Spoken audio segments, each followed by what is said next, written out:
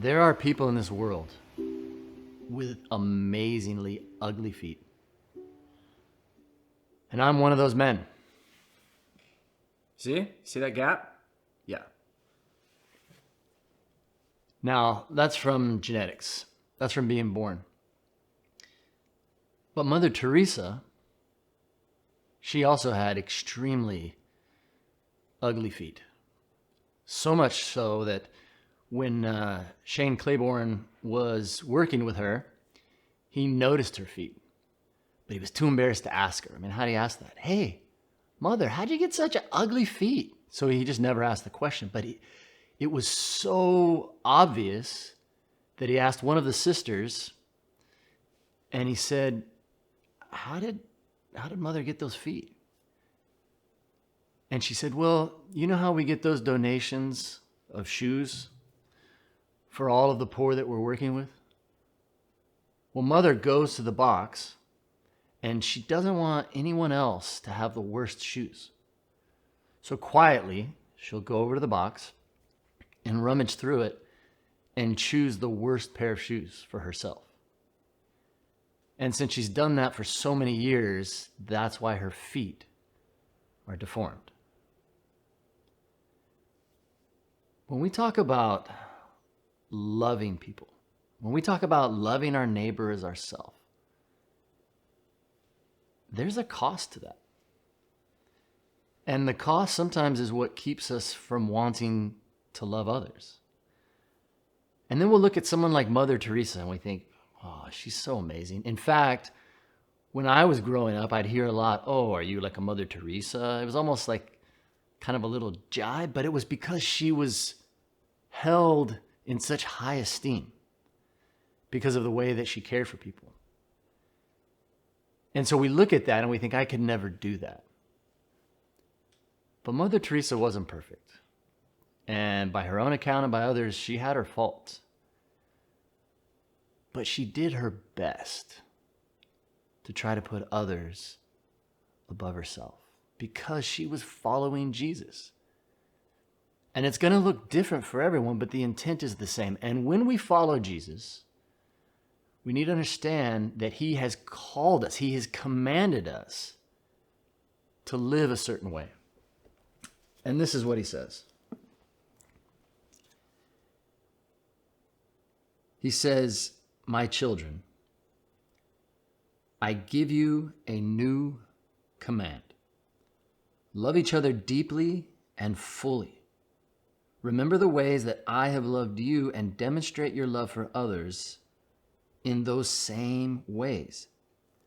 Everyone will know you as my followers if you demonstrate your love to others.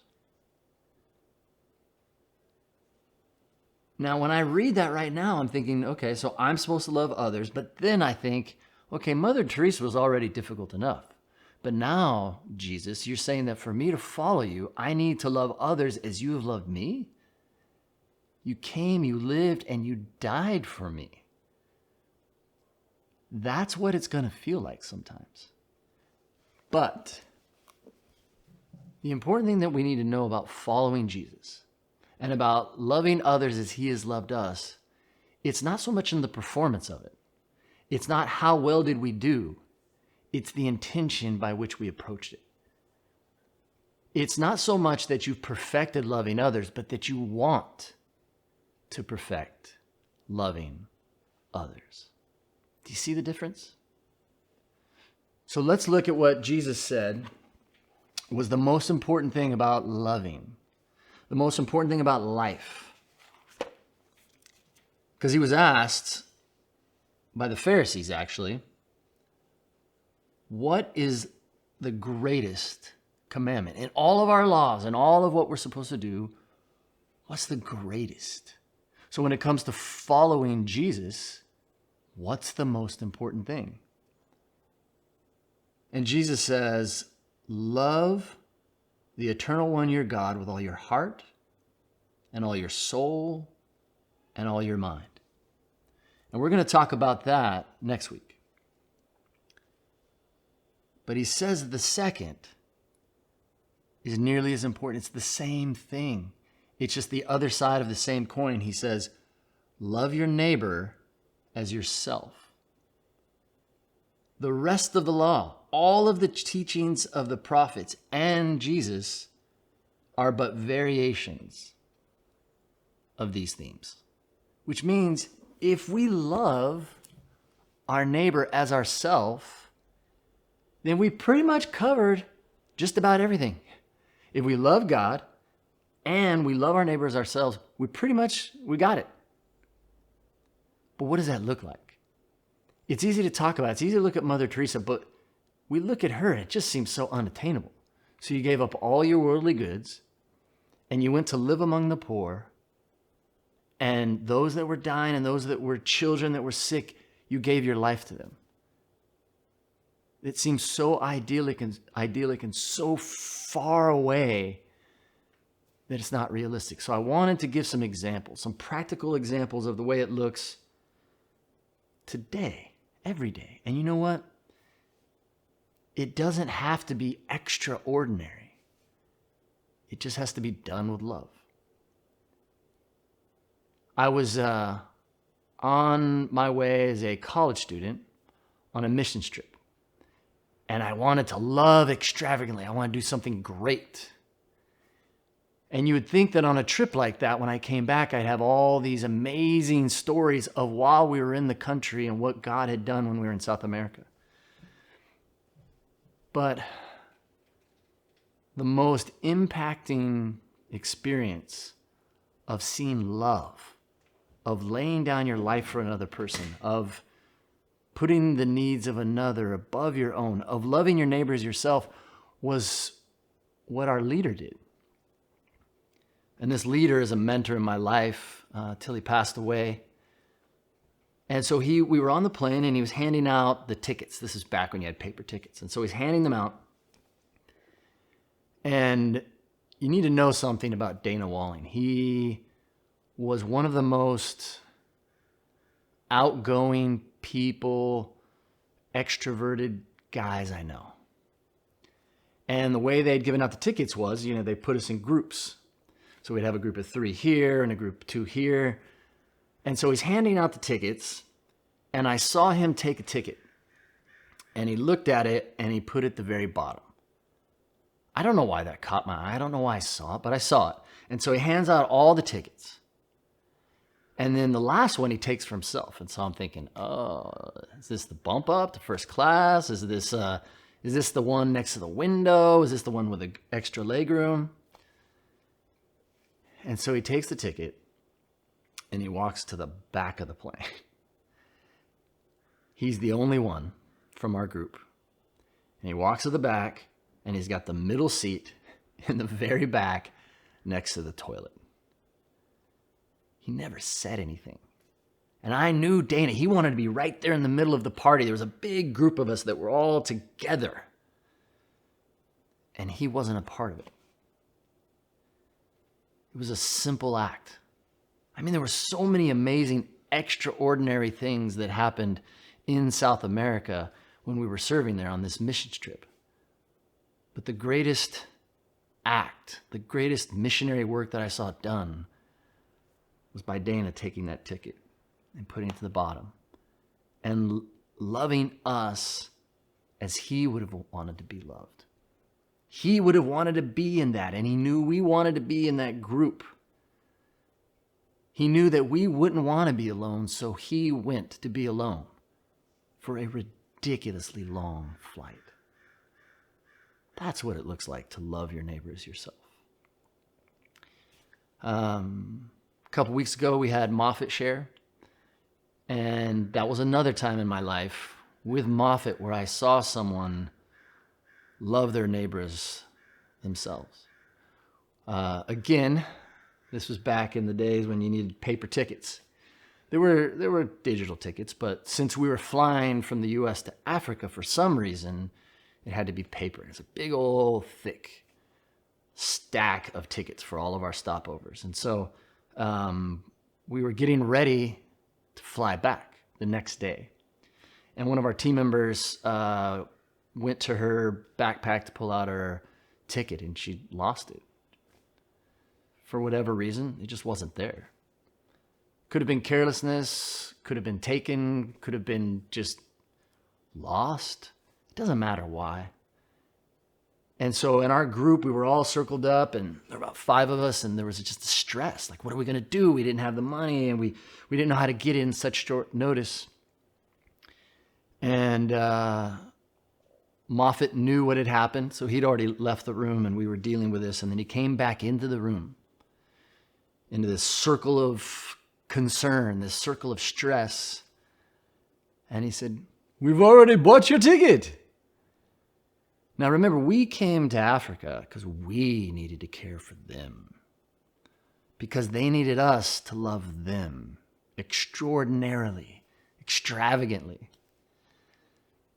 Yet from that time, one of the most impacting scenes was Moffat buying that ticket for us. And of course, this is what you do when you're loved like that. You argue. So people say, "No, you can't do this, Moffat. That's not right. Stop." And he said, "No, it is done." And then he said something that's always stuck in my head. He said, "This is what we do." And he wasn't talking about what the Zambian culture does, or even what the rules are at Northrise University. What he was referring to was we as followers of Jesus. This is what we do. And so that's what he did. So this is my last example of what does this look like practically to love your neighbor as yourself. Smoke really affects me. Always has. My mom smoked. And so it's just difficult for me, the smell and so when I was in San Diego, we were at a bar, and I saw this sign, and it said, "Your right to smoke ends where my nose begins." And I looked at that and I thought, yeah! I felt like this is something that I can now use, so that when others trespass into my territory with their smoke, and they say it's their right to smoke, I can use this almost like a weapon. I felt justified. I felt like someone else understood what I felt. And so I was sharing this with someone, and we were talking about following Jesus. And they said, "How do you follow Jesus in that?" They weren't trying to correct me, but I felt corrected. This wasn't a long time ago. This was this week.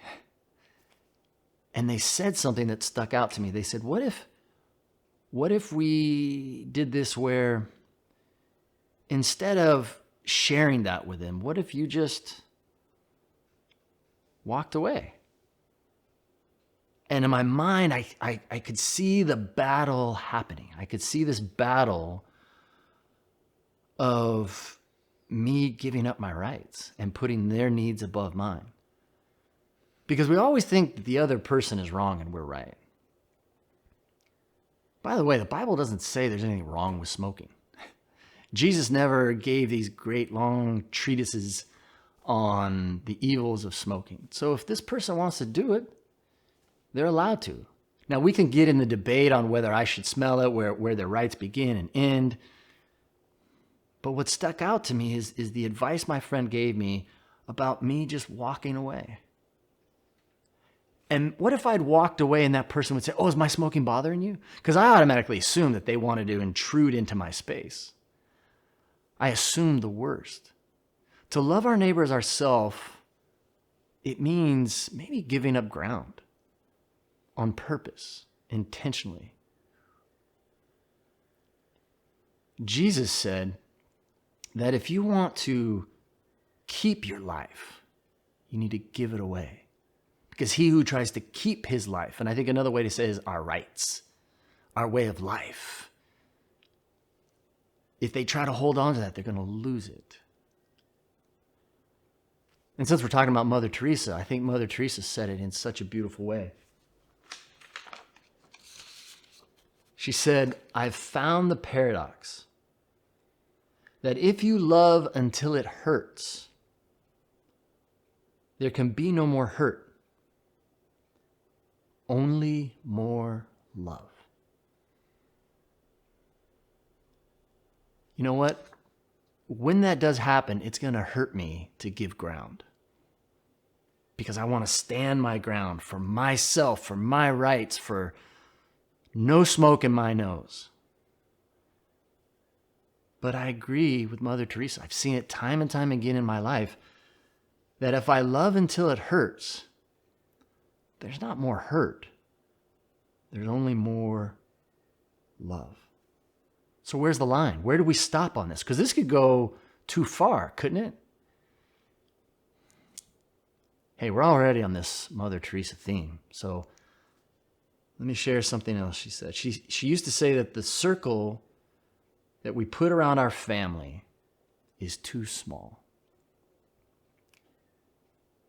I mean, we limit who we love to biology or nationality.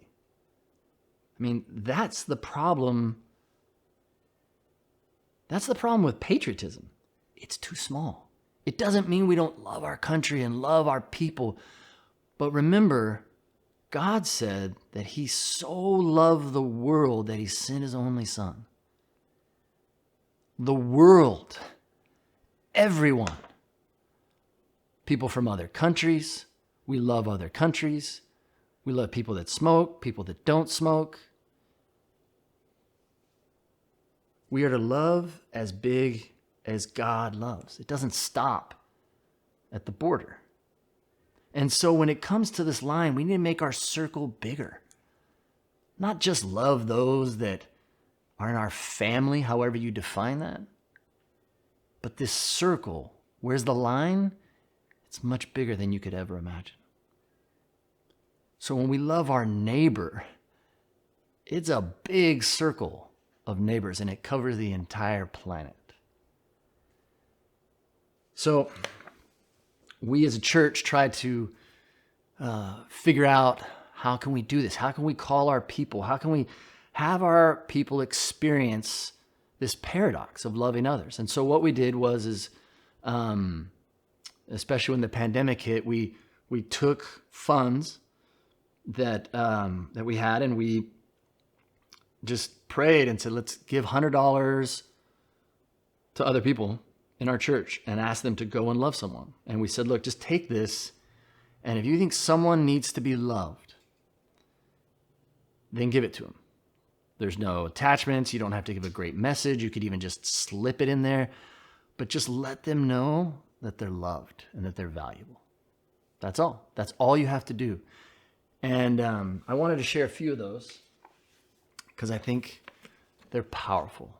And I think it gives us another example of how can we do this? How can we love our neighbor? So this is what one person wrote in response. He said, in reality, I initially hated everything about this activity or experiment. How cool is that? Am I supposed to wear a mask and walk up 6 feet from a homeless guy and give him $100? Do I give this to a charity I care about? I tend not to go out of my way to address people's needs, but if I see someone in need, I try to act. So I wasn't comfortable with this, and it was good that it got me out of my comfort zone. The other problem about this is that we had a deadline. I thought multiple times, can I just return this to the church? I honestly felt that that was the best option at times, but I kept thinking of the parable from Jesus of the gold coins and not doing anything with what was given to me. Ultimately, I prayed about it and gave it to an old friend that I haven't been close with in a few years. He has a new daughter, and he's sick, and he's financially struggling right now. I'm not sure where this will lead for him or for us, but hopefully it's a small seed that will be nourished and take root. Let me read another one. I kept coming back to a single mom named Maria. Maria works many miscellaneous jobs to make ends meet. She's a real go-getter. However, most of Mary's jobs, like waitressing, house cleaning, etc., that she does are shut down due to COVID. So I sent Amy a Venmo with a simple note saying that my church entrusted me with some money to send to someone who may need a little blessing in these difficult times. And this was her response. Remember, these are just $100. She said, I'm holding back tears. I loaned a friend money a few months ago and they haven't paid me back. And I was speaking with him on the phone today and God spoke to me to not bring it up, to just let it be. Wow, God really does see all and is a debtor to no man. These simple acts of love become extraordinary because they're love. And this is the last one that I'll read.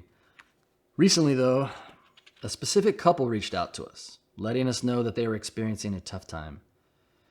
They have no family close by and are walking through some very personal and difficult challenges, and they're doing it alone. We instantly knew that they needed to be reminded that they're not in fact alone and that they're so very loved. So as simple as it may sound, we asked them for their order from their favorite restaurant, ordered that on their behalf, and picked it up for dinner. Sometimes just some warm food delivered on your porch can speak volumes of comfort and love and community. And we're praying it does just that. Thank you, Branches fam, for allowing us the privilege of loving these friends well. So what can you do to love your neighbors yourself? Just think, what would you want? And you do that for them. It is going to cost. There's no way around that. It's the way it works. But, like Mother Theresa said, it's a paradox. Because when you give until it hurts, there's not more hurt. There's more love. You will receive something that you could never understand because you gave. And as followers of Jesus, that's what we do. So I want to set you free from trying to hold a high standard of what it means to love and simply think of it as loving your neighbor as yourself. What would you want done for you? It doesn't even have to be huge. It could be just your favorite thing to eat. And give someone else what their favorite thing is to eat. Father, show us, teach us, spur us on, and help us to spur each other on towards love and good deeds, loving our neighbor as ourselves. Because you say this is what we do. We ask this in Jesus' name. Amen. God bless.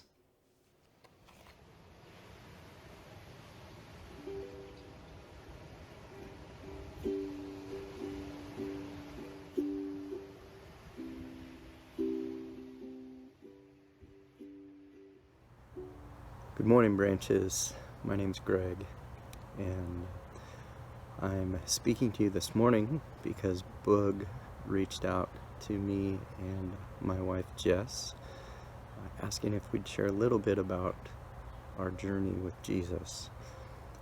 He says, and I'm reading from Boog's email, says, I know it's scary. Heck, I'm scared just asking you.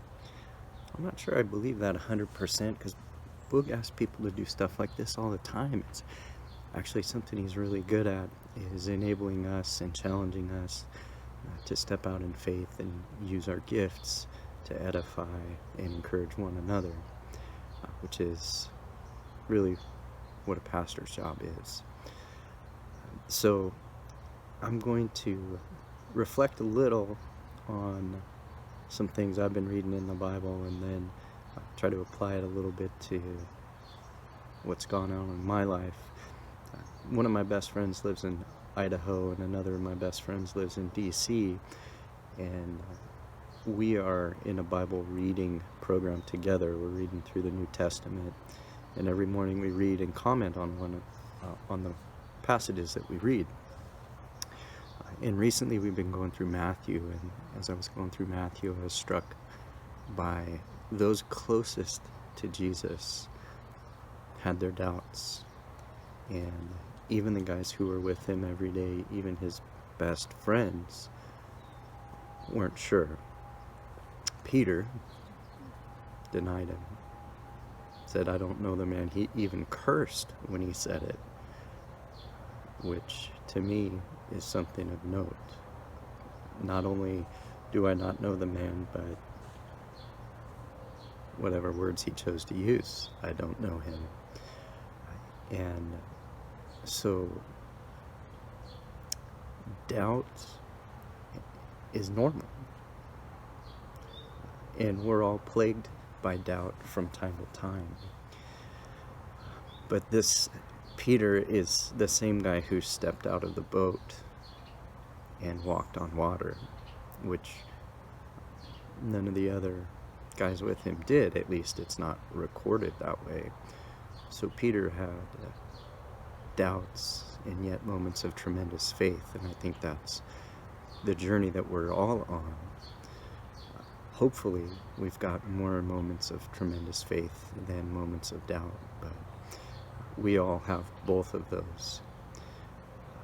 Let me take you guys back to 2005, and this is when I was at Shoreline. Boog was a missions pastor there, and we were in the back of a Suburban in Mexico, heading back to our campsite for the night after working on a house build. And he was asking me about what I was doing over the summer. And at the time, I knew Boog, but we weren't great friends. We would say hi if we saw each other, but really there was not much depth to our friendship, our relationship. And he said to me, "I think you should go to Africa with Steph, with his wife." And I said, "Okay, I'll think about that, I'll pray about that." And I tried to talk myself out of it. I tried to get the Lord to talk me out of it and give me reasons not to go, but I couldn't find any, because God was calling me to go to Africa with Steph and a couple other educators, and do something that was a great challenge to me in my faith. We did it. It was amazing. We went for 2 weeks, and it was challenging, and it was a blessing. I went back 2 more times with other teachers doing teacher training, and each time was blessed tremendously. And I think it goes back to that first moment where I committed and said, "Okay, Lord, you've called me to go to Malawi, one of the poorest countries in the world, and try to help." So I did that, was blessed by it. I have relationships with people today that are strong, that are mutually encouraging. But I was scared. I remember getting on the plane and being, "Okay, I don't know what's coming, but Lord, it's for you." And hopefully we all have moments like those where we step out in faith and are blessed by it. Thank you.